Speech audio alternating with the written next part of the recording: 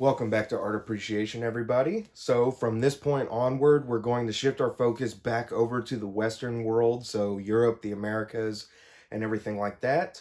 And we're going to be looking at the evolution of artwork into the contemporary world, so into the world that we live in today. But we begin today by looking at the artwork of the late 18th and early 19th century, or 19th centuries in general. So I am going to go a little bit fast. We have a lot to cover, so bear with me. So, in general, this is a period of great change that led to the modern age, and it was launched by three major revolutions. Now, one of these revolutions is more economical, whereas the other two are more political.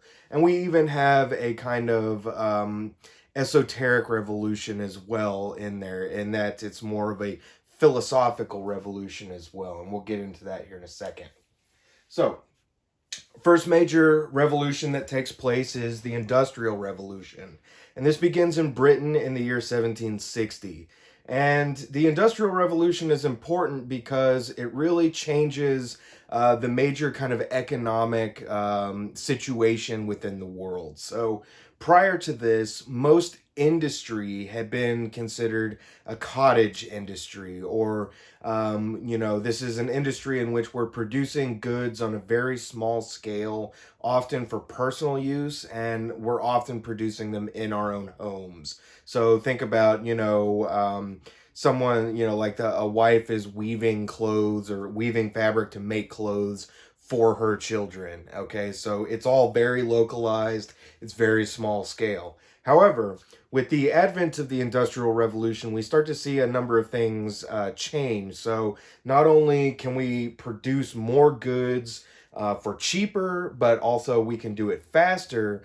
This means that more luxury items and luxury type goods are available to a wider audience for the first time. So we start to have a kind of emerging middle class because of this industrial system, or that comes about. So what I find interesting as well, and here we can see a depiction from 1835 of a textile mill. Textile, or the textile industry, was the first major industry in Britain. They're importing cotton from the Americas, from India, from all over the place, and they're weaving, cloth on these large scale, mechanized looms. And so this makes the price of cloth very cheap, at least considerably speaking. And once again, this creates a new kind of job market, but it also creates a new financial floor because the people working in these factories are receiving wages that they might not have otherwise received prior to this, et cetera, et cetera. So it begins to open up the doors for a number of new possibilities, which will begin to gradually increase as we approach the 20th century. Now, aside from this major kind of economic revolution that we also have two major political revolutions that take place during this time period. And the first of these is the American Revolution, which takes place between 1776 and 1783. Here we can see a very famous painting by John Trumbull of the signing of the Declaration of Independence in Philadelphia there. But what I find interesting is that this painting is actually not truthful to history. In fact, not all of the delegates who signed the Declaration of Independence were in the same room at the same time. So this is actually kind of a fantasy image, if you will. But once again, this shows us how artists can shape our perceptions of historical events and things like that. Now, the American Revolution is really important because mostly for the first time, or at least it's the first time that a kind of colonial underdog is able to rise up and overthrow one of the most powerful, nations in the world at that time. And Great Britain, we could argue, to be one of the first real global superpowers. So the fact that early Americans are able to achieve this is quite remarkable, and it goes on to inspire numerous other people all across the world, not only in Europe, but also almost all of the countries in Central and South America are really heavily influenced by this. The Chinese in the 20th century, et cetera, et cetera. So it really influences a number of major, kind of political revolutions that will come after it as well. But more importantly than that, it's also the first time in, or at least since ancient times, that democracy has been tried. And so now American democracy is a little bit different than, say, ancient Greek democracy, but still, we kind of embark on this great experiment of self governing, governing by the people, as opposed to governing by, a monarch or, a king or an emperor or something like that. So this is really, really influential. But the American Revolution also goes on to influence the French Revolution. And there are a number of reasons for this. First and foremost, prior to both the American and French revolutions, Britain and France were engaged in a very long conflict known as the 7 Years' War. In America, we usually call it the French and Indian War. And Britain comes out on top in this. We could argue that this is the first true global war in history. But, Britain begins to tax America for, the kind of lost profits during the war. And so they're asking the Americans to front the bill for this conflict, which is mostly waged in North America. And so this is, a contentious issue for Americans. They say, no, we're not gonna pay these new taxes to front the bill for this war, and thus the American Revolution comes about. Now, America obviously needed some help, so they went to France and they asked the King of France for, financial and military assistance in the American Revolution, and he provides it almost as a kind of revenge against Britain. However, it comes back to bite him later because many of these French citizens who went to the Americas to fight for this, colonial power, see the inherent hypocrisy in this action. But they also come home and realize that they've been made to foot the bill for yet another war, and they're basically living in destitution while the French aristocracy is living these just ridiculously lavish lifestyles in these, opulent palaces and all of that. So what takes place is what's known as the storming of the Bastille. Here we can see a painting depicting the storming of the Bastille. The Bastille, which we see in the background here, was a kind of medieval fortress in the middle of Paris. It was used to house political prisoners. It also housed an armory and some other things like that. But the citizens of Paris rose up. They stormed the Bastille. They pulled its commander out, which we can see in the foreground here, and they executed him. And this begins the French Revolution, which lasts between 1789 and 1799. And arguably, the American Revolution is quite bloody in that it's a very long, protracted war, but the French Revolution becomes even more bloody. And once again, we see the, kind of decapitation of all of the French aristocracy. The king and queen, don't or aren't spared from that fate as well. So it takes a violent, violent turn. And many other countries in Europe see this and they get very, very worried. And they almost immediately all declare war on France. Then we have the rise of Napoleon Bonaparte and everything like this. So this is a major, major aspect of European history at this time. But once again, the French Revolution will also go on, like the American Revolution, to inspire other peoples across the world to seek their own independence and freedom and everything like that. Now, aside from these economic and kind of political revolutions, we also have a revolution of kind, and that is in philosophy or in thought. And this really takes place in what comes to be known as the Enlightenment, or the Age of Reason, if you will. And this is characterized by a shift to more rational and scientific approaches to religious, political, social, and economic issues. So we have seen this trend already, starting with the humanism in the Renaissance.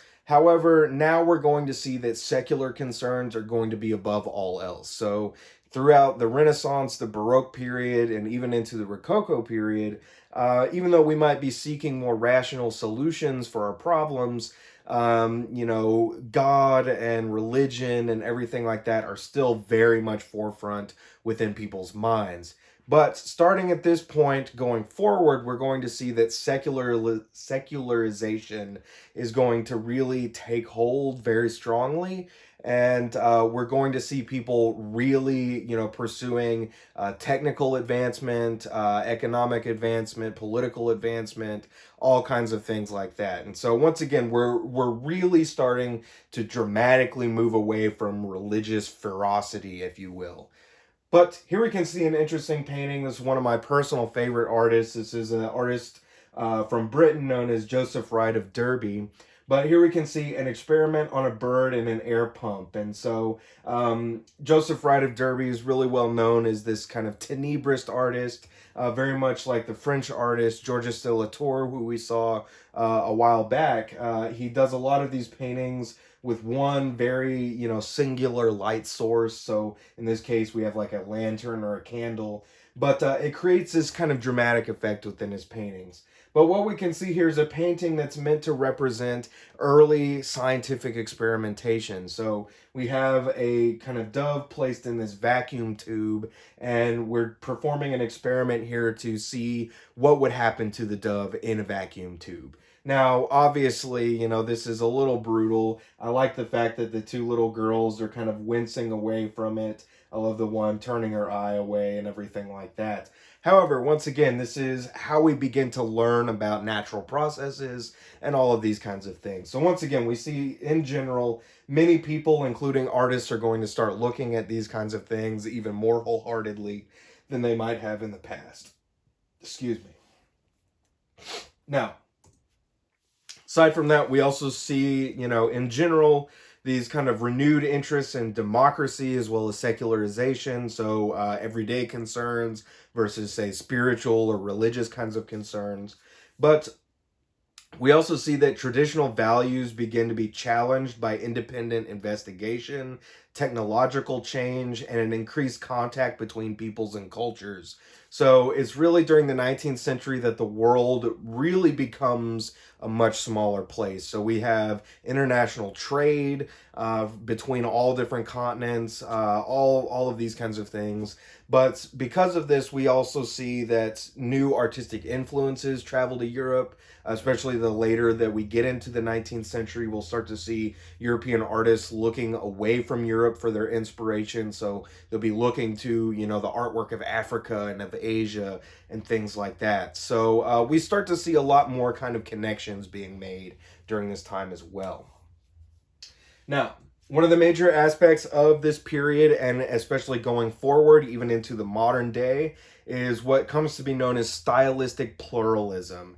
And this begins to grow in the arts. And so before this, artists, as we've kind of seen, generally adhere to a predominant or dominant style. So think about Baroque art.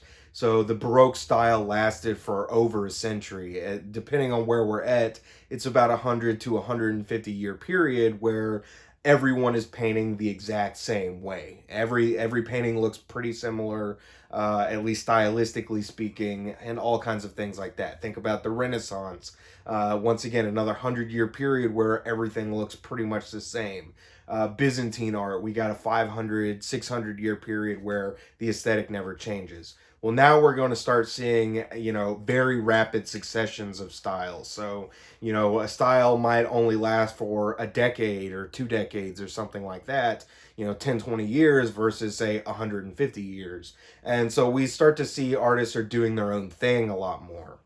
So, following the French Revolution, subsequent patronage of art encouraged the proliferation of multiple styles simultaneously. So, especially in France, this is very much the case because, once again, almost overnight, we get rid of all of the aristocracy. So, the king, the queen, all the nobles are pretty much just gone. And so, who's left to, kind of commission artwork? Well, there's still the church, there's still the government to some degree. But we have this kind of large group of middle class people that begin to emerge, and they want different kinds of art. And so this really helps to spurn this, kind of proliferation of different styles. We start to see, other subject matter becomes more prominent during this period as well. Whereas in the past, like religious work, history painting, portraiture are kind of the end all be all. We start to see that things like landscape, still life, genre painting, all of those things begin to be elevated up into the same kind of high status as these other more predominant art forms. So the traditional patronage of royalty, the aristocracy, etc., begins to diminish, and once again, this allows artists a freer reign to seek commercial galleries as well as their own personal styles. So once again, when we're painting at the behest of a king or the church, we have to paint or sculpt or whatever, but we have to do what they want us to do because they're paying for it. Whereas now we start to see artists creating artwork just for themselves for the first time. And so they're making artwork about things that interest them as opposed to say what interests the government or, the church or, what have you. So once again, we just start to see a lot more options becoming available to people.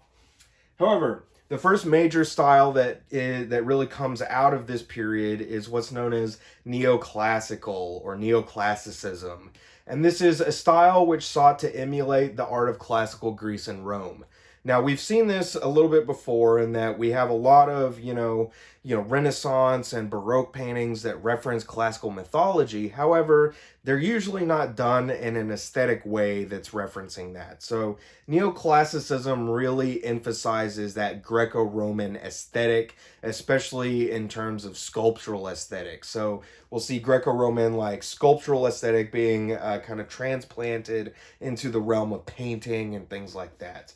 But with the French Revolution, the Rococo style, once again, that kind of very luxurious, kind of style of the French aristocracy, which is centered on luxury and that kind of luxurious lifestyle, basically ends abruptly overnight. Once again, we start cutting heads off, and nobody wants that artwork anymore. And so neoclassicism early on really begins to look at Republican ideas coming out of the Roman Republic, influencing the early French Republic before the rise of Napoleon. So a lot of neoclassical style, it's a little bit more heavily tied to Rome, in my opinion. It does have a lot of, Greek kind of tendencies, but once again, Rome kind of copied its aesthetic from Greece as well. So, and we'll see some examples of this, but one of the first really major neoclassical artists is this individual, and this is Jacques-Louis David. We've seen some of his work before. I think it's important to note that he begins his career as the court painter to Louis XVI, so he was actually a painter to the King of France. But once the French Revolution gets going, he very quickly embraces it. And he does a number of artworks that are dealing with the French Revolution in a variety of ways. He paints a number of the kind of heroes of the revolution, if you will, and everything like that. But a lot of his work from this period begins to embrace this very classical, like neoclassical kind of aesthetic, looking back to ancient Greco-Roman frieze sculpture in particular. But he's also in this kind of early period of neoclassicism. He's looking at these kind of republican ideas coming out of the Roman Republic before it becomes an empire. And so here we can see one such painting. And this is meant to symbolically echo that idea of the ancient Roman Republic, but also the emerging French Republic, if you will. And so what we see here is the Oath of the Horatii, and this is probably one of his most well-known paintings. But what we see here are three brothers, a father, and three sisters. And so what we see is a family unit, and in this, these three brothers are swearing an oath to their father to, kind of defend the Roman Republic. And this has major ties to what's happening in France at that time, because once again, as soon as the French behead the king and queen, almost every other European power declares war on them, and they're surrounded. And so this painting is used almost as a kind of propaganda, if you will, in order to elicit, the French citizens to join the army to help defend this new republic of theirs against these kind of outside invading forces, if you will. So this is meant to be very patriotic in this sense. But what we can also see is that these three brothers are very stern, they're very resolute, they're very much like, yes, we are going to do this, our honor and our pride is tied to it, all of these kinds of things. However, on the left or on the right side, we see these three women over here who are kind of lamenting. And we could view this as, they're sad that their brothers are going off to fight, maybe even potentially die. However, this isn't what the artist meant for this to be representative of.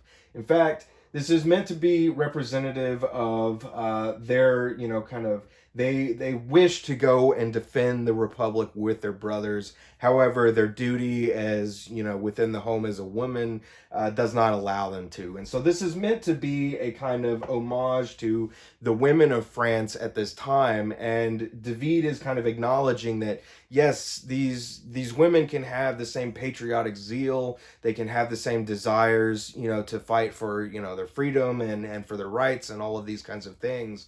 However, he's still also recognizing the traditional social realm of, French society at that time, which I find kind of interesting. But we start to see this kind of opening up of, the fact that the early, especially the French Republic, is much more kind of willing to be inclusive, if you will, than other parts of the world. But so it's an interesting aspect there. But if we're looking at this in a different way, we can see that this is very much characteristic of this neoclassical style in that we have this very Greek-like frieze. So if we remember the sculpture at the top of the Parthenon, or those great, Greco-Roman temples where we have the triangle and then we have all the statues situated inside. Well, most neoclassical painting is going to be referencing that idea very, very heavily. And so you'll usually see figures represented in profile view, such as we see here. It usually feels very stiff, very staged, but we also usually have backgrounds that echo that kind of staged quality. So even if we look here, we have, a colonnade referencing, with arches referencing that whole Roman aesthetic. But once again, it's very, very simple. This almost feels like a stage play, if you will. But something else I find interesting about this painting is that if we notice the way that the three brothers are saluting their father and taking this oath, this might look somewhat familiar to you. And in fact, this is the painting where the fascist salute comes from. So Benito Mussolini, the founder of fascism in Italy, one of his major ideas was to recreate the Roman Empire during World War II.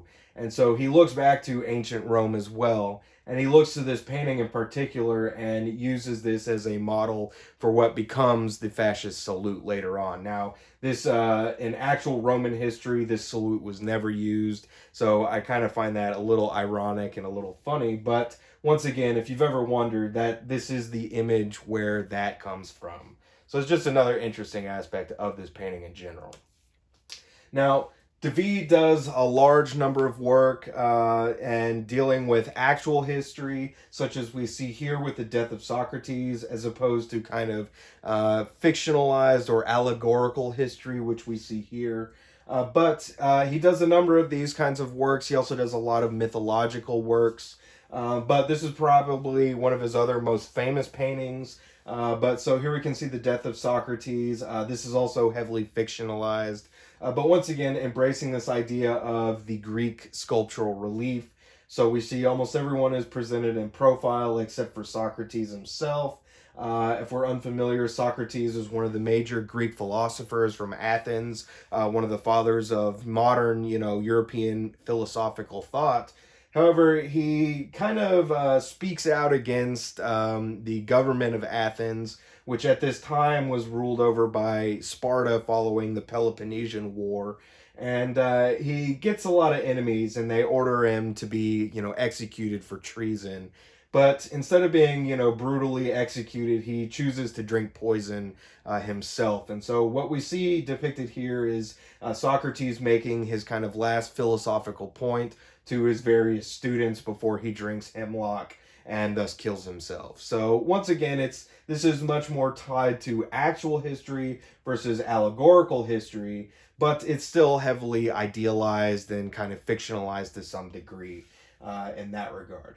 But once again, this is probably one of David's more famous works. But aside from these neoclassical works, he also gets back into the realm of political art as well. And that is, once Napoleon comes to power, David ingratiates himself and he becomes the court painter to Napoleon Bonaparte. So aside from doing a lot of, mythological subjects as well as subject matter revolving around the French Revolution, David also does a lot of subjects revolving around Napoleon Bonaparte, his military campaigns, his kind of ruling and everything like that. So here we can see probably David's most famous painting, and that is Napoleon crossing the Alps. And so this is a major aspect of, once again, what brings Napoleon into favor or into fame in France, because they're being kind of attacked on all sides. But Napoleon is victorious in most of these battles against all of these enemies of France.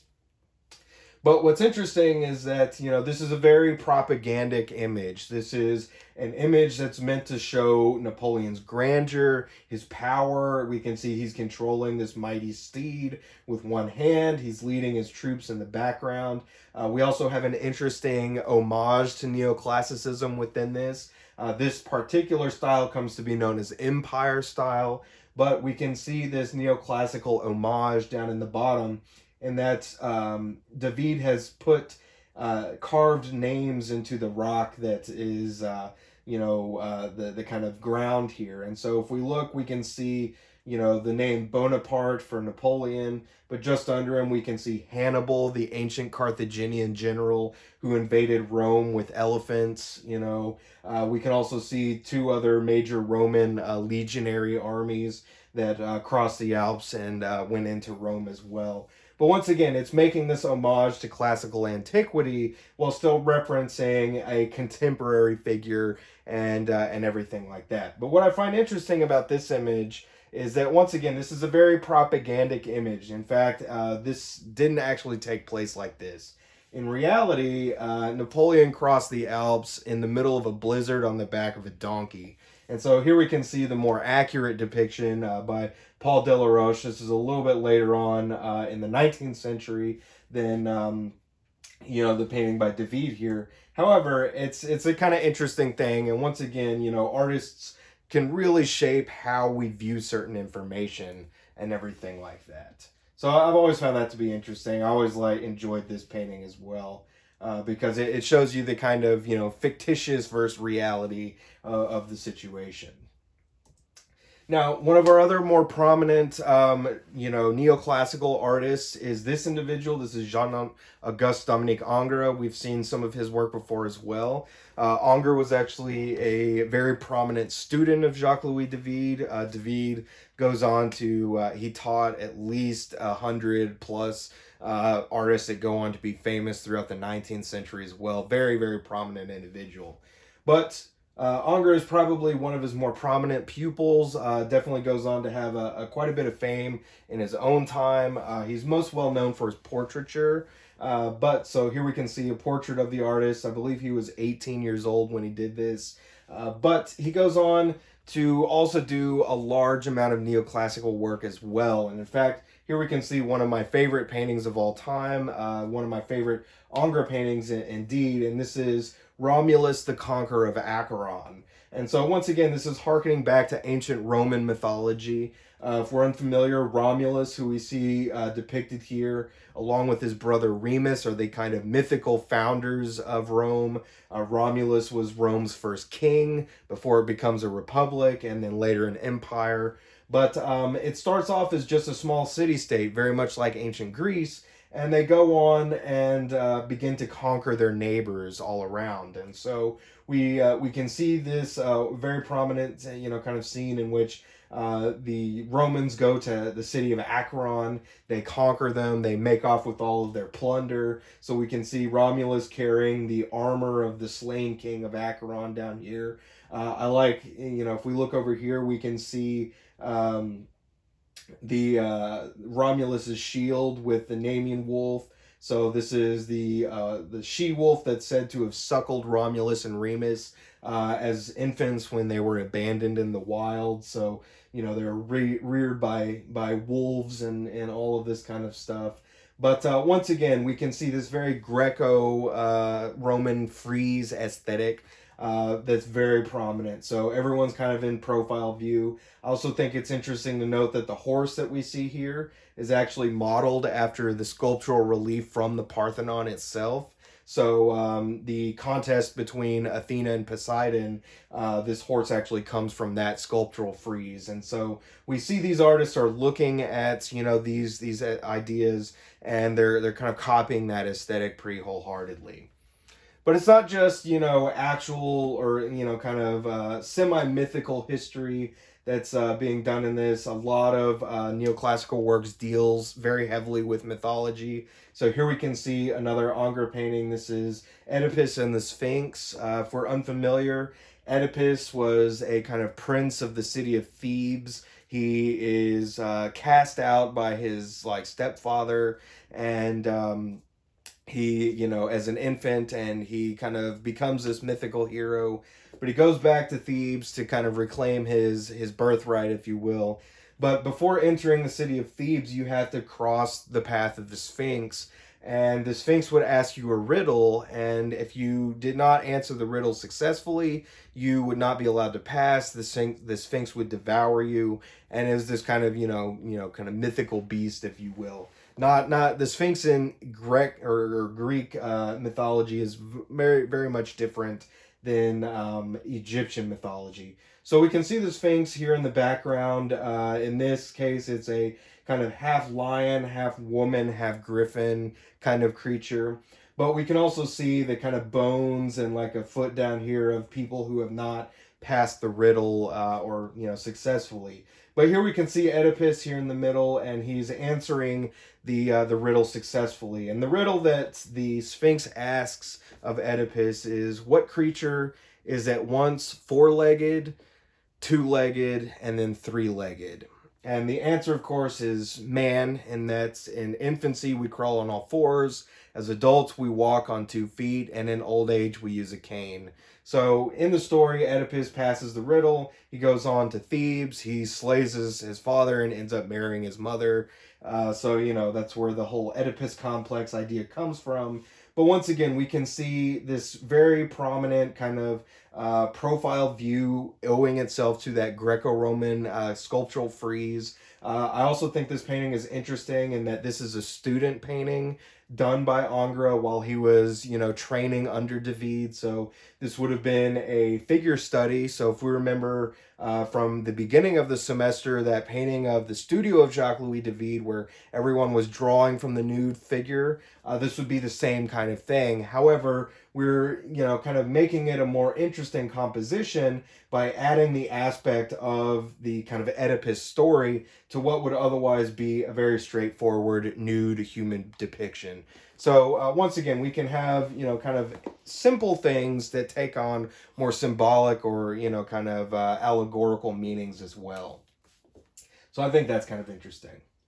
Now, aside from painting, neoclassicism also greatly influences architecture, especially here in America. So Thomas Jefferson spent at least 5 years as an ambassador in France, and he modeled his own home, Monticello, after this kind of neoclassical aesthetic, owing to Greek and Roman art.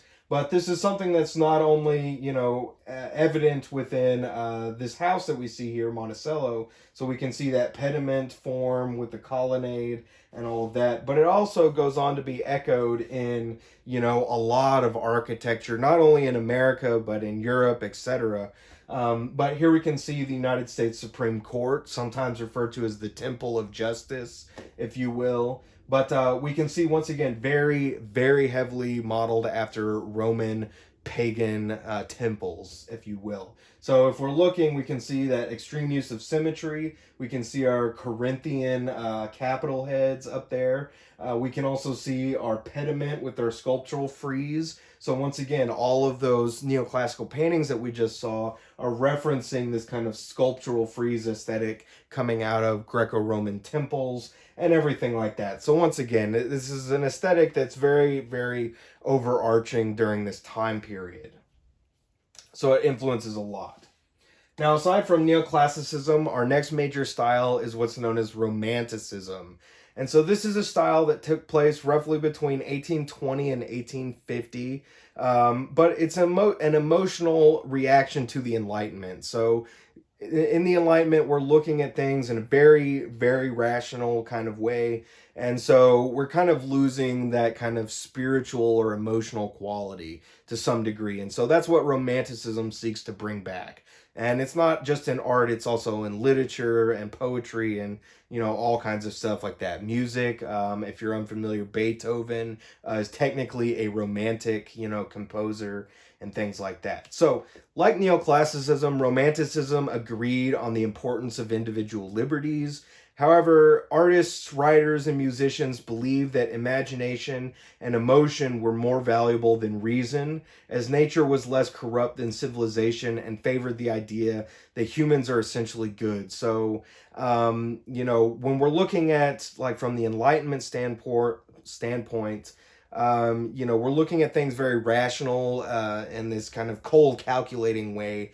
But the Romantics don't really view that as being core to human nature, and that, nature isn't rational. Nature is irrational, if anything else. And therefore, emotional, states being somewhat irrational as well is kind of a natural state as well. So, to embrace these kind of qualities is seen as the forefront of Romanticism. So Romanticism celebrates nature. It also celebrates things like rural life, common people, as well as exotic subjects, and asserts the validity of subjective experience. So we're going to be looking more at the artist's own personal, intimate feelings about a subject, as opposed to, say, just this kind of general, like, okay, here's an image. But we're also going to start looking at subjects aside from religion, subjects aside from traditional, like, aristocratic patronage. So, like portraits of kings and military endeavors and things like that. We're going to be looking more at genre paintings of everyday scenes, common people, things like that. So now that doesn't mean that other things don't exist. However, it's just depending on who we're talking about.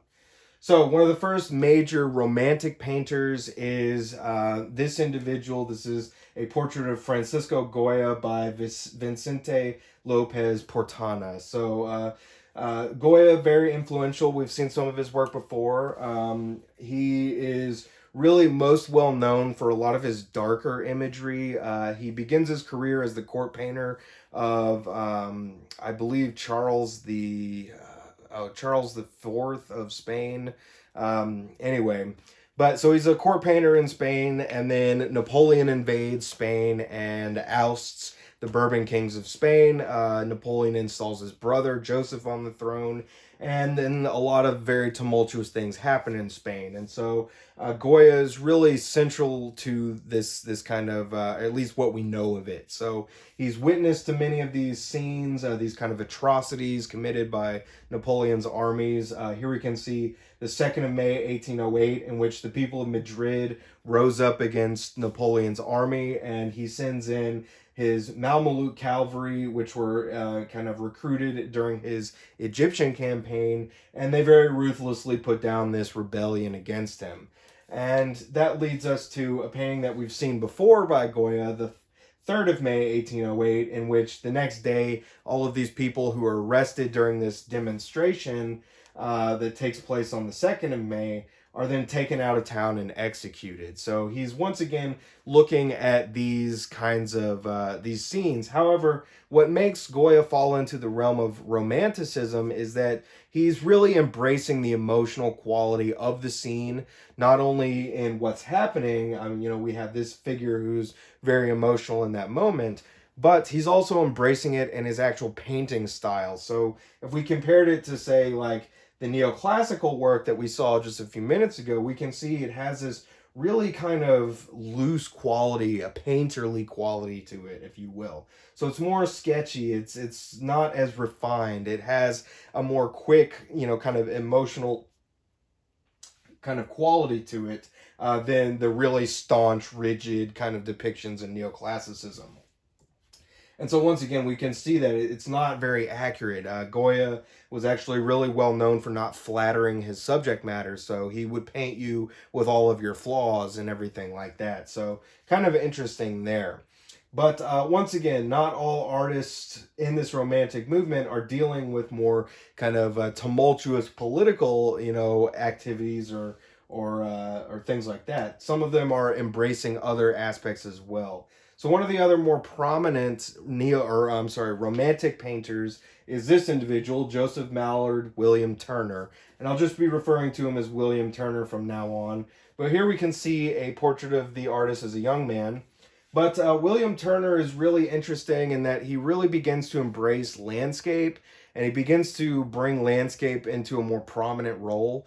But he's also widely considered to be one of the first kind of modernist artists. In fact, most of his paintings also become, or at least begin to become, almost abstract. And so he's very unique for his time period. Many artists in the 20th century will look back to William Turner, who's working at the beginning of the 19th century for their inspiration. So here we can see one of his more famous landscape works.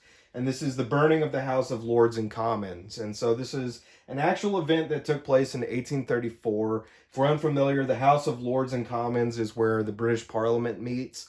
If you've ever seen the Big Ben clock, it's the building right next to the Big Ben clock. But what's interesting is that this is meant to be viewed from across the Thames River. However, if we were actually standing across the river from this scene is actually completely invented. So it's invented to play up the kind of poetic qualities within the scene itself, as opposed to the actual reality of the scene. But what we can see here is a very ethereal painting. It's almost more about the paint and the color than anything else. So we can see, London Bridge here in the background. We can see this little silhouette of the Parliament building as it's on fire. But really the main kind of focus of the image is the fire itself, the clouds, and then this reflection in the water here. So once again, it almost becomes more ethereal. It becomes more abstract, if you will. And so it's interesting in that regard. William Turner is also really well known for being kind of an outside artist in that he was known to have kept one really long fingernail that he would use to like scratch out of paint. He would spit on his canvas to like blend things, all kinds of weird stuff. So he painted in a way that no one else did. So he's influential in that regard. He's also one of the first artists to really embrace impasto painting. So this like really thick texture to the paint. We can perhaps see a little of that echoed in the fire there, especially. But so once again, he becomes very influential on a number of other artists later on. However, William Turner also does quite a bit of interesting work. He does some mythological work, some historical work, but he also does a lot of work dealing with contemporary aspects of the society at that time. And so this is an interesting painting, in my opinion, about this. And so what we see here is the Fighting Tamaray tugged to her last berth. And so if we look, we can see the Tamaray is this large sailing man o' war. So this is a large scale gunship, which is being towed into a dry dock to be dismantled. But we can see it's being towed into dry dock by a steamship. And so what's interesting about this as well, we can see a kind of sun and a moon in this. So it begs the question, is this a sunrise or is it a sunset? Well, it could be both. I mean, it's technically the dawning of a new age, the age of steam, and the setting or the dusk of the age of sail. And so we see that kind of played out here. And so it's an interesting thing. I almost guarantee that William Turner probably actually witnessed this scene in real life. What I find interesting is the Tamaray. Once again, very important warship in British history. It was present at the Battle of the Nile. It was influential in helping to stop the advance of Napoleon into the Middle East. and all kinds of things like that. But we see it kind of unceremoniously being dragged to its own destruction in this sense. But once again, it's an interesting aspect. Even though the two ships are very realistic, the painting almost becomes more about the ethereal quality of the atmosphere within the scene and everything like that. Once again, we can see this kind of implication of heavy impasto work in that as well. So once again, William Turner's doing a lot of very influential things in regards to romanticism, in terms of painting, in terms of style, in terms of aesthetic, everything like this. Now, perhaps the most well known or the most influential romantic artist is this individual, and this is Eugene Delacroix. And we've seen a little of his work earlier on as well, but he's really influential in bringing this kind of exoticism into the world of romantic art as well. So he's also really well known for his kind of vivid use of color. So here we can see an example of one of his earlier works within this style. This is what's called The Death of Sardanapalus, and this is loosely based on a novel from about the same time, 1827, by an English author, but it's dealing with ancient Mesopotamia. So as opposed to looking back to ancient Greece and Rome, we're looking to more exotic subjects like the Middle East, North Africa, Asia, things like that. But in the story, Sardanapalus, who we see here, is this kind of mythical, like Assyrian king, and his empire, his kingdom is crumbling. And when his, enemies are at the gates of his city, about to, kind of break in and destroy everything, he decides that he is going to have all of his possessions destroyed in front of him in this kind of orgy of death and destruction, so that his enemies can't benefit from it. So we see him kind of,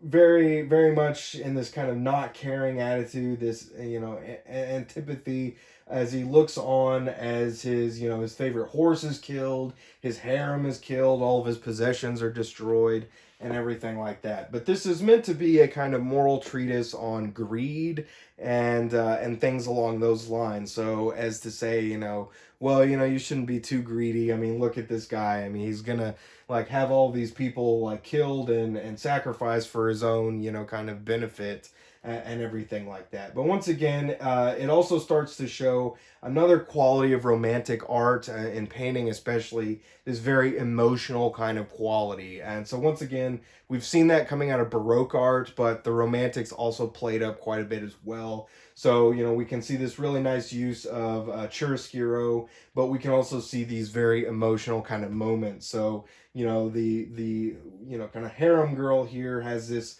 look of betrayal on her face. This other figure who's kind of crying out for, no, my lord, don't do this, and everything like that. So once again, we can see that kind of tumultuous quality. We can see the kind of tension in everyone's bodies and everything like that. So once again, Romanticism really plays up these kind of emotional qualities within, the viewer, but also within the subject matter, the aesthetic that they're using, etc., etc.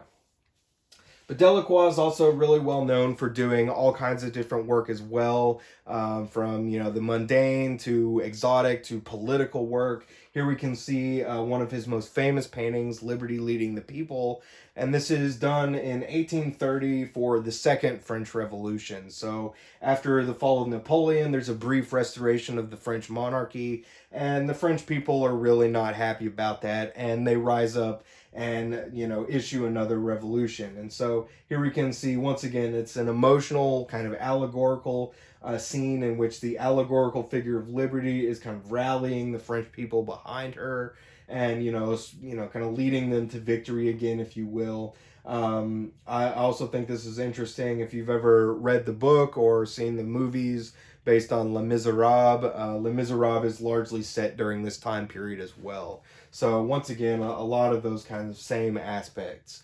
I've always enjoyed this gentleman here in the top hat holding the blunderbuss and everything like that as well. Now, aside from, Europe and Romanticism there, We also see that during this time period, America starts to become a kind of artistic powerhouse in its own right. So we have the very first kind of major artistic movements in America starting to happen. And so this is largely due to this individual, Thomas Cole. Here we can see him depicted by Asher B. Durand, who's also a major colleague of Thomas Cole. They both go on to found the same kind of movement. But what they form is what's known as the Hudson River School of Artists. And this is a very unique aspect because prior to this, almost everyone in the Americas who wanted to become an artist either had to teach themselves or they had to travel to Europe to learn how to become an artist. And so Thomas Cole and Asher B. Durand, they go to Europe, they learn from European masters, and they come back to America and they establish the very first art schools in America. And so their style comes to be known as the Hudson River School style because they're based out of that region of New York. But they begin to embrace this very uniquely American kind of aesthetic, and that is the landscape. And they really embrace romanticism into this kind of landscape painting as well. So if we're unfamiliar, Europe at this time is pretty much completely developed and everything like that, whereas America is still basically an untapped wilderness. And so a lot of early American artists really look at the landscape and the majesty of the landscape for their inspiration because it's something that doesn't exist elsewhere. These untamed forests don't exist in Europe anymore at this point, and everything like that. So artists are really looking at this kind of natural essence of the Americas within this style. But what we see here is one of probably the most famous painting coming out of the Hudson River School of Artists. And this is what's known as the oxbow. And so here we can see the oxbow in this river. But this is meant to be somewhat stylistically symbolic of not only America in the 1830s, but also how America viewed itself via this idea of manifest destiny, if you will. So if we look, we can basically symbolically cut the painting in half in that we have the developed East, so the East Coast where all the original colonies were pretty heavily developed. They have cities, towns, farming and all of that, which we can see referenced down here. We have little plumes of smoke, little fields of agriculture and everything like that. But as we go west over the Appalachian Mountains, we start running into this untamed wilderness, if you will. And we see that this is almost the more foreboding aspect. We can see, it's wild, it's gnarled. We see the rain and the storm clouds and everything like that because it's almost like a big mystery, a what if, an unknown, a savage land, if you will. Where Native Americans are roaming free and, want to kill white men and, all that kind of danger and everything like that. So once again, it comes to be symbolic of America at this time, but it also becomes symbolic of this idea of manifest destiny in which early Americans view themselves as the masters of the continent, if you will, and are going to expand into this untamed wilderness, bring civilization to it, bring it under its yoke, everything like that. So once again, even though we have a kind of simple on the nose landscape, we can also have deeper symbolic meanings behind it as well. Now, aside from Romanticism, we also have a style coming out that's known as realism. And so this isn't to be confused with, paintings that are realistic. Realism are definitely very realistic paintings. However, realism refers to a artistic movement for our purposes. So, neoclassicism and romanticism were both born out of this kind of rebellion, but by the mid 19th centuries, each had become established or institutionalized and functioned as a conservative force in French artistic life, especially, but also in a variety of other cultures. But this is largely led by the École des Beaux-Arts. This is the kind of major French art academy in Paris at that time. It still exists today, but at this time in the 19th century, basically the École des Beaux-Arts dictated what art was for everyone in Europe and the world. It was a very prestigious kind of institution. So Before we get into realism, we need to understand what realism is really rebelling against. And that's largely what comes to be known as academic art. And so, academic art refers to generally traditionally minded works that follow overused formulas laid down by an academy or a school, especially in France. So, the French Academy became the final word in, who could show at the annual Salon. But this is a kind of art show in which major commissions were obtained and careers were made or broken. So if you didn't show at the Salon, nobody knew who you were. No one cared who you were. And so it was a big deal to be in it. But it was also a big deal to be a prominent member of it and to be prominently featured, because if you won awards, one of the major awards that the Salon would give out was the Grand Tour, in which you would go to Italy for 3 years, all expenses paid, and you would study the old masterworks. You would, draw from ancient Roman sculpture, all of this kind of stuff. So it's a major deal. Jacques Louis David did the Grand Tour, Ingres did the Grand Tour, etc., etc. But so virtually the only way an artist could become known to the public or as an artist in general was through success at these salons every year.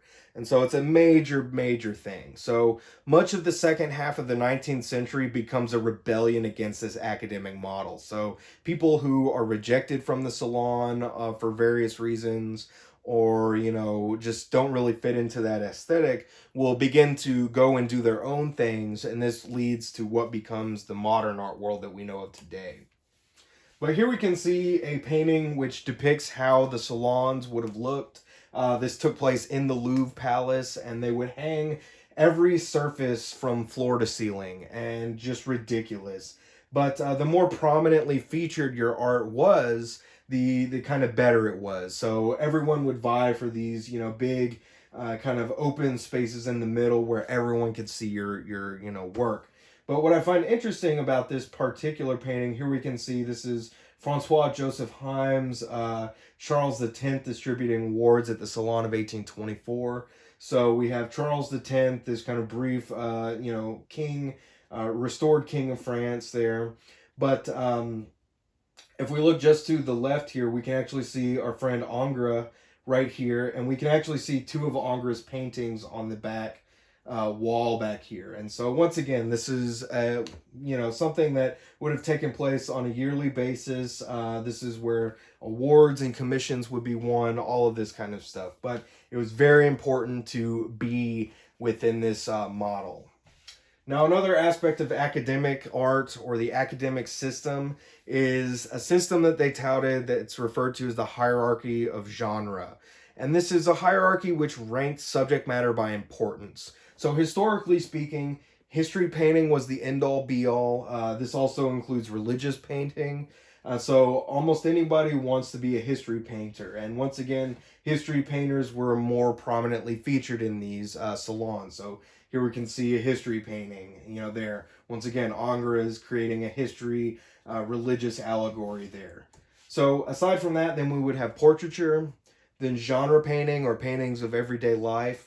And then at the bottom rung, we have landscape, still life, and animal painting. And so these were considered the lower rings, less important than these, more important genres. But as the 19th century goes on, we'll see an almost role reversal where landscape, still life, and animal painting become more in the forefront, and portraiture and history painting become less and less important. Genre painting kind of stays in there at the top for a lot of this as well, though. So that brings us to realism. And so realism describes a style of art and literature that depicts ordinary existence without idealism, exoticism, or nostalgia of any kind. So we're really trying to present things as they actually are for the first time. So we're not trying to embellish the scene. We're not trying to idealize it in any way. We're not trying to remove humanly flaws, things like that. So realists believe that art should deal with human experience through direct observation. So they're really going to be looking at things before them and just representing those things. So the most prominent of the realists is this individual. This is Gustave Courbet. Very prominent within this scene. Goes on to influence many, many artists after him. He's very influential on many of the Impressionist artists later on. But he's really well known for scenes such as this. And this is probably his most well known scene within this realism genre. And this is also a painting that was very, very controversial for its day. And we'll get into some of the reasons why.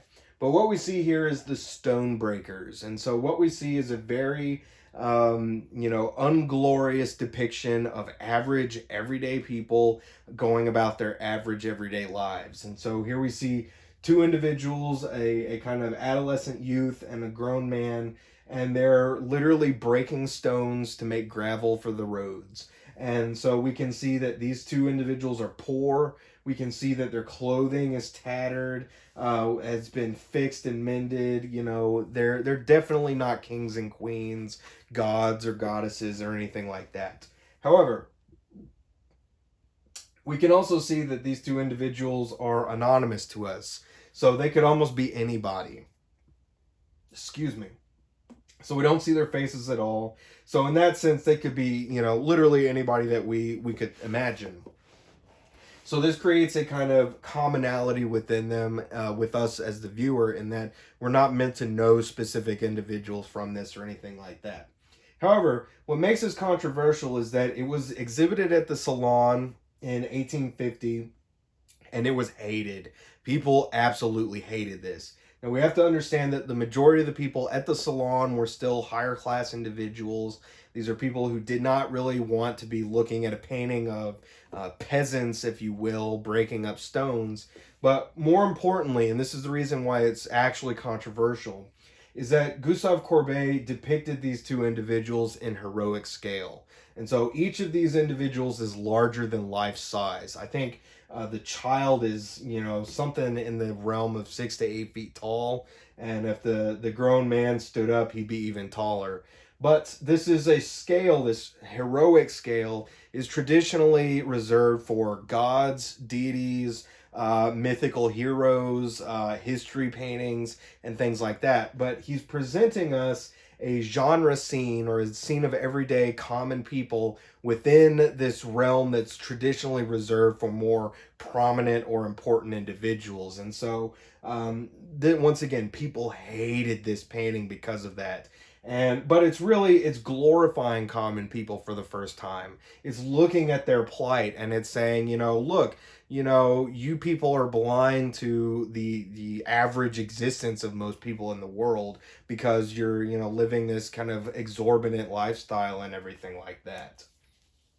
So once again, very, very controversial, but Courbet does a number of these kinds of works, and once again, they kind of get him blacklisted from the Salon, and in fact, he doesn't show there very often, and he goes off because of the rejection from the Salon and starts forming his own art shows in which he gives voice to a wide variety of people who would not have been able to show at the Salon either. And it's in fact at these shows put on by Courbet and other, people within his forte are, this is where guys like the Impressionists start to get their, kind of first showings and everything like that. So he's very influential in helping other artists gain, notoriety outside of this Salon format, if you will.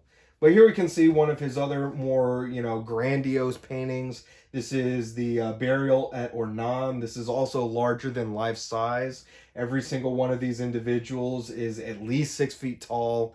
I think the painting itself is at least 20 by 30 feet. It's a massive painting. But what's interesting is this is actually meant to depict the artist's father's funeral. And so it's meant to be a kind of interesting homage to not only mortality, but also to the commonality, within common people, but also this commonality between all people, in that death is, something that's imminent within our existence. So here we can see the coffin being brought to the burial site. So we can see that kind of cold, dank hole in the ground that, ultimately it awaits all of us. And so this is the kind of moral message of this particular, scene, that it doesn't matter if you're a king or, the clergy or just a common person. Ultimately we're all going to be buried in the ground. But what I find interesting about this as well is that every single one of these people is a known individual. So these are actually the people that Courbet knew from his hometown, and he, modeled each one of them. And so once again, we have all of these known common people presented in this heroic scale that's traditionally reserved for gods and heroes and, things like that. So once again, it's promoting common people into a realm that is not traditionally afforded to them. So it's breaking those barriers. It's rebelling against that kind of model and everything like that. So I've always found that to be kind of interesting. Aside from these kinds of works, Courbet is also really well known for his landscape paintings. Does a lot of landscape work. He's also well known for his portraiture as well. But many, begin to view realism as this kind of enemy of art and a cause of photography. So, photography is invented in the 1830s, and it's kind of supplanting the traditional role of painting, if you will, in that, common people are having their images taken for the first time. And so now that we can, point a camera and take a picture of something, well, why should we paint it? So that opens artists up to really doing a variety of things that hadn't been done in painting before this.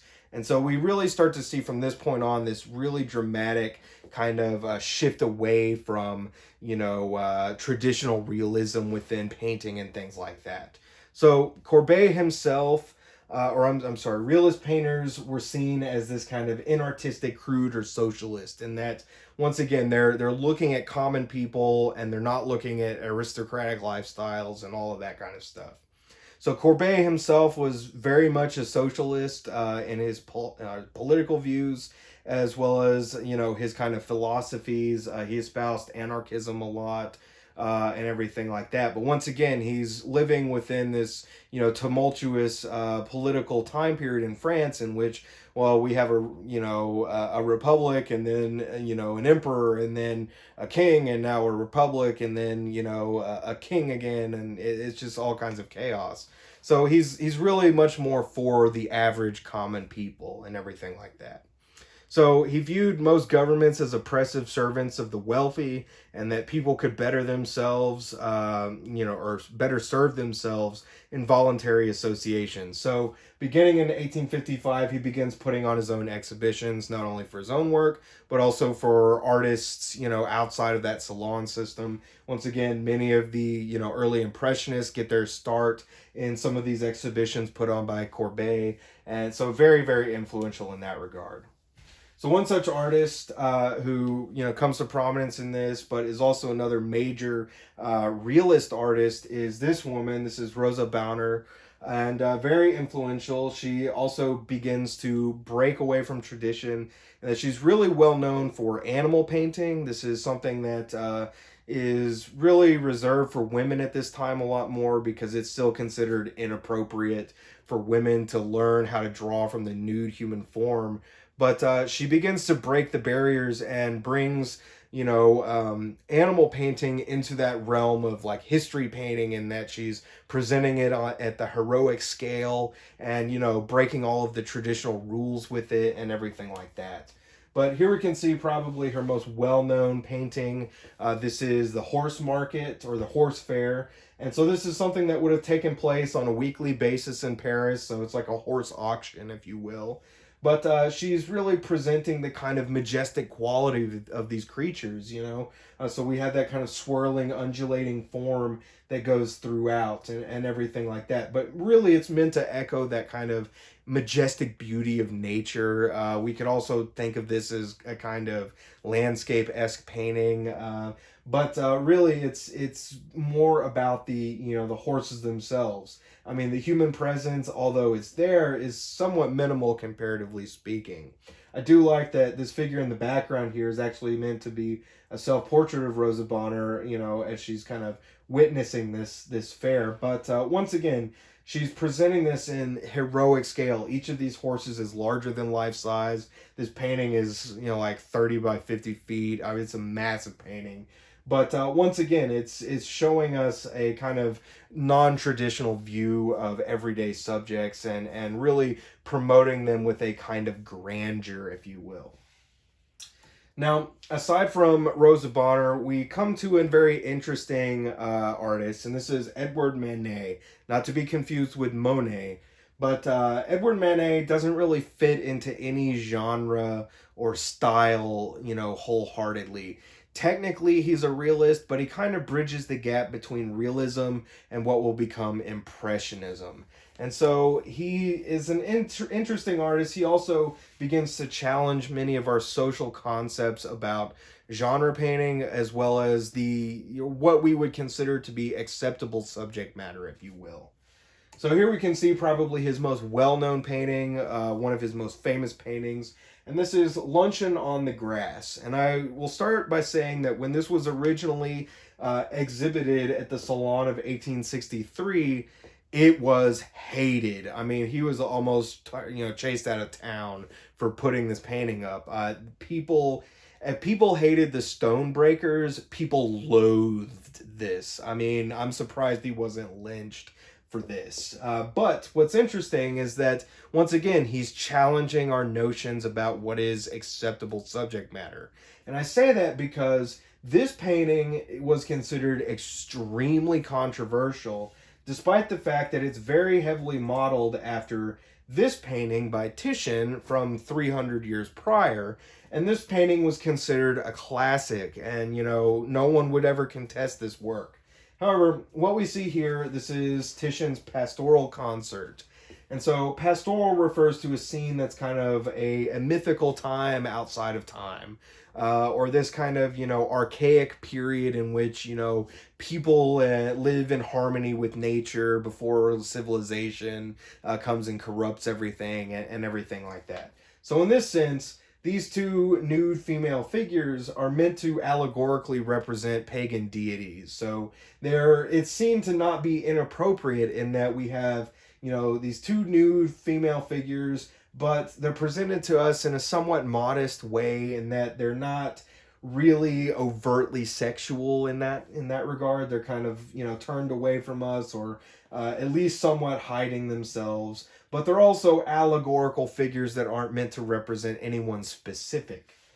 Whereas Luncheon on the Grass here is the complete opposite. So even though it's very heavily, you know, modeled after Titian's Pastoral Concert here, we can see that the major controversy comes from the two female figures here in particular, in that, you know, both of these figures are meant to be prostitutes. And not only that, the one who's up front here is a known prostitute. So everyone in French society who saw this would have known that. And that's what makes it controversial, because we have the artist Manet here, and his, you know, his friend are basically cavorting with prostitutes in, you know, in this kind of nonchalant way, in that, you know, they're admitting to it, and they're saying, yeah, I don't care that you know. But more importantly, we see, you know, this particular individual, even though she's presented to us somewhat modestly, in that she's kind of covering herself, we can see that she's staring right out at us, and she's making direct eye contact. And this is the controversial part of this painting, because she's saying, I know that you know what I am, and I don't care. And so wildly, you know, kind of considered to be wildly inappropriate. Now, likewise, we have the other woman in the back who's kind of bathing herself after the act, you know, in this stream. So once again, we have this very immoral kind of image that's saying, yeah, like we just had sex in this park, and what are you going to do about it? And so once again, we see Manet is not only challenging aesthetic trends, we see that much more kind of sketchy quality coming out of romanticism within the painting, and that it's not as, you know, wholly realistically rendered like neoclassicism or anything like that. But then we also have this breakdown of genre painting and presenting a scene like this in heroic scale once again. That's very confronting to the viewer, that's very kind of in your face about its overt sexuality and everything like that. So it's very controversial. But once again, we start to see artists looking at more, kind of mundane or previously unacceptable views of everyday life. So once again, this is something, prostitution was very much more prominent at this time than it is now. But it's still kind of a seedy underbelly of society, if you will. It's something that polite society doesn't want to talk about. So in this sense, Manet is rebelling and forcing us to deal with this subject and forcing us to kind of make a dialogue with that kind of enigma, if you will. So it's very controversial for those reasons, but it's also important for those reasons because it pushes us beyond ourselves and it pushes us to think about subject matter as well as the lives of everyday people and all of these kinds of things in a much different kind of light. So that brings us to Impressionism. And so Impressionism really begins in 1874 when a group of painters who were denied exhibition at the Salon of 1873 organized an independent exhibition of their own. And so very much like, Courbet there, but these artists begin to focus much more on contemporary life. So we're not looking to this mythical past or this religious past or, kings' exploits and things like that. We're looking more at the here and now. But they sought to paint interpretations of what the eye really sees rather than what our mind knows or interprets from a scene. So we see artists becoming more interested in the way color and light reflect and are perceived within our perception versus, say, what we know a scene actually is. We're looking more at the ethereal or fleeting qualities of a scene, if you will. So landscape, as well as the changes in atmospheric conditions, as well as seasons and times of day, were among the major subjects of Impressionists. We also see that, everyday, kind of popular entertainment, everyday life, all of these kinds of things are very prominent as well. So Impressionism really well known for landscape and like genre scenes. But the most prominent of the Impressionists is this individual. This is Claude Monet. He lived well into the 20th century. I believe he died in like 1927.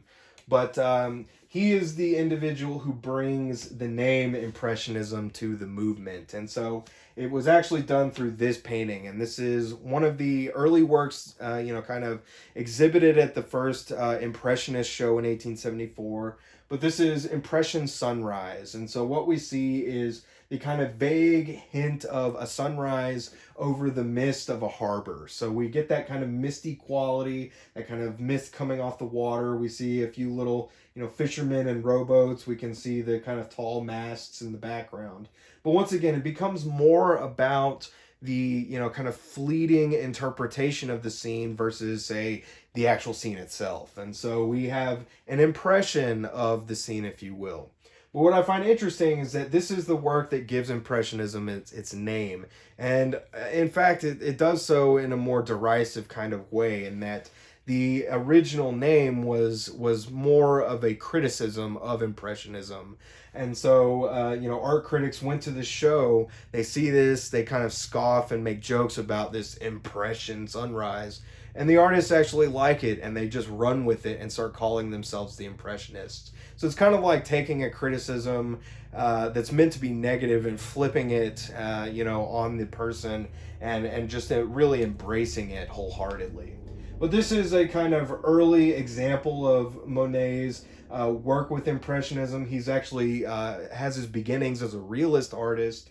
But he's much more heavily focused on the landscape as opposed to other Impressionists. So here we can see an example of his more matured Impressionist style, in which he's really looking at the way the human eye breaks down and interprets color and the way light reflects off of an object and things like that. So he's really well known for doing the same scene over and over and over again. He paints many of the same scenes multiple times, just at different times of day and different atmospheric conditions, different times of year, etc., etc. But we can see that he's really working with this kind of broken color attribute. So he's placing individual brushstrokes of color and letting them layer up in our perception to create a kind of naturalistic image, if you will.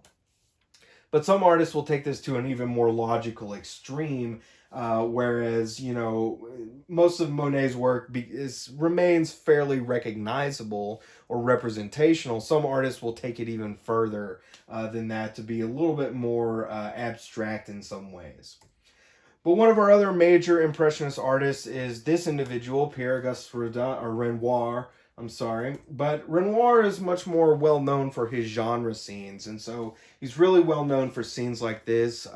He's particularly known for these scenes in which we have these kind of faint glimmers of sunlight cast through the reflections of trees. So here we can see this is the dance at the Le Moulin de la Galette. This is a kind of prominent kind of social destination in Paris at this time. So on Saturday, Sunday afternoons, you would go there. They would have like live music. You could dance. You could have some drinks, some food. And it's just kind of a social gathering place, if you will. But so many of Renoir's, kind of works deal with this kind of social aspect of life, but they also deal with these, kind of popular areas. But then once again, his kind of interpretation of light is looking at the way light reflects through, a semi-porous object, such as the leaves on a tree and everything like that. But he really does give us a nice glimpse at what contemporary life in the, 1870s in France would have looked like or been like. But aside from Renoir, we also have artists such as Degas, who are a little bit more interesting in my opinion. He's not technically usually considered an impressionist, or at least he wouldn't have considered himself that, but he is lumped in with them because of his work. But he does a lot of work revolving around popular entertainment from the time. So a lot of his work deals very heavily with the idea of ballet and stage performance and things like that. So here we can see a scene that most people would not have been privy to. So we have the ballet class. He usually shows these kind of aspects that, if we were to go to mainstream performances, we wouldn't see. So he's focusing on like the backstage scenes or, the musicians in the pit and everything like that. I really love this particular painting because the little girl's sitting on the piano here and she's kind of scratching her back and, bored and, all of that fun stuff. But, a lot of his work deals with scenes like this. However, we can also see that he's dealing with the kind of seedy underbelly of society at this time as well. And many Impressionist artists also deal with these kinds of subjects as well. So this is perhaps my favorite painting by Degas. This is The Absinthe Drinkers. And if we're unfamiliar, absinthe is a very strong liquor. It's usually at least 160 proof. So it's flammable.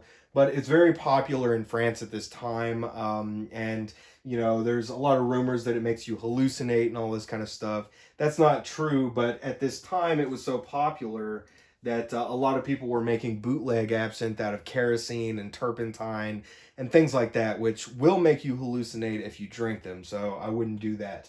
But once again, it shows this kind of general malaise. At this time, people also drank 4 times more alcohol than they do now. So once again, this would have been a major aspect of French society at the time. I like the kind of melancholic look to it, though. There are a lot of people, at this time that, gin and absinthe would have been almost akin to like crack cocaine nowadays, and that people kind of wasted their lives away on it. And many of these artists also were heavily influenced by, absinthe drinking and that kind of subculture, if you will. Van Gogh is known to have imbued a lot of absinthe in his day, and probably a lot of bootleg absinthe. And this is maybe why some of his paintings look the way they do, but that's aside. So, aside from regular Impressionism, we also have what comes to be known as Post-Impressionism. And this refers to trends in painting starting in 1885, going onward until about the 20th century. So, Post-Impressionism really doesn't refer to any one single style building on Impressionism, but rather, artists are reacting to Impressionism in their own myriad of ways. So every artist is, after the kind of main Impressionists start to kind of do things their own way with it. But there are two clear delineations that begin to emerge. So we have this very clear formal kind of organization of elements, and then a more, kind of general personal expression within these works of art. So to start off, we'll look at some more clear, formally organized elements of Post-Impressionism. And that really begins with Georges Seurat. And Georges Seurat is really well known for developing what comes to be known as pointillism. And so he actually develops a system in which he creates these massive large-scale paintings with nothing more than small individual dots of color. So he's taken what Monet and, Degas and other guys like that are doing, and he's taking it to its furthest logical extreme, if you will. And you might have seen this if you ever saw the movie Ferris Bueller's Day Off. They feature it, and they zoom in so you can really see all the little dots. But it's important to note that, the green that you see in the grass here, there's actually no real green in it. It's all just reds, blues, and yellows layered up against one another to create the impression of green, if you will, and vice versa all throughout. So, but what I find interesting about Seurat's work is he actually had his paint in numbered jars, and he developed it into a system in which he would literally just go down the row and just sit there and make dots and dots and dots until eventually you get this prominent, kind of representational image from it. Now, what we see here, this is a Sunday afternoon on the island of La Grande Jatte. This is a kind of small island in the middle of Paris there, in which people would go on the weekends and they'd have picnics and, have fun. See people rowing and swimming in the river there. But once again, it's just kind of popular entertainment for its day, and, something that the average French citizen would have enjoyed on a weekly basis, something akin to that. But aside from Seurat, we also have Paul Cézanne, who is also working with this kind of more rigidly formal style within this post-impressionist sense. And Paul Cézanne will really go on to influence what will become Cubism later on as well. But here we can see one of his earlier, post-impressionistic works. So this is Mount Saint-Victor. This is in southern France. He paints this many, many times. The next example I have is the exact same subject, but we can start to see that instead of individual strokes of color or dots of color like Seurat, he's really looking more at an overall kind of geometric feeling within this. So even though this isn't really rigidly geometric, it starts to become more so as his career goes on. But once again, this becomes more influential on what will later become Cubist work. And so here we can see, once again, Paul Cézanne's same subject, Mount Saint-Victor, this time from 1902 to 1904 versus 1895. But we can really see where he's starting to very rigidly and formally use brushstrokes to create a more abstract feeling, but it's also, kind of more rigidly, geometrically rendering this kind of atmospheric scene, if you will. So once again, this is a more formally organized way of going about this, but it will later influence the, Cubists and other early modernists as well. Now, if we get into the realm of personal expression, we have probably one of the most personally expressive artists of all time, and that is Vincent van Gogh. Very, very tumultuous artist. He comes to art much later in his life. He actually doesn't start until his late teens, early 20s, whereas most of these other artists that we've seen, in class started as young children and all of this kind of stuff. He's almost all, or at least completely self-taught. But he is also, it's thought that he dealt with a variety of mental illnesses. It's thought that he might have eaten some of his own paint out of desperation during certain points of his life, which would not have helped his mental state at all. Oil paint has a lot of toxic materials in it. He's also a really well known alcoholic, so he was a violent alcoholic. But other than that, he is also, really well known for this kind of swirling style in which, he's kind of looking at the movement of natural forms and things like that. So he's echoing that kind of flow of grass in the wind and things like this. But this might also be somewhat indicative of his own impaired mental, kind of state in which he might have been suffering from a form of epilepsy and all kinds of things like that. It's known that he spent many years toward the end of his life kind of in and out of a mental institution. In fact, his most famous work of art, The Starry Night, was actually painted within a mental institution and everything like that. But Van Gogh is perhaps really well known for this very exaggerated, vibrant use of color. And I really love his use of color, especially in scenes like this. So we have the sower with the setting sun. So we have an individual sowing seeds into a field. So he's planting a field by hand. But it's late day. He's trying to, finish up before dusk. But we have that kind of exaggerated sense of color within that dusk time frame where everything starts to take on that kind of purpley feeling. But we see the sky reminiscent of that kind of neon green. It's almost unnatural, if you will.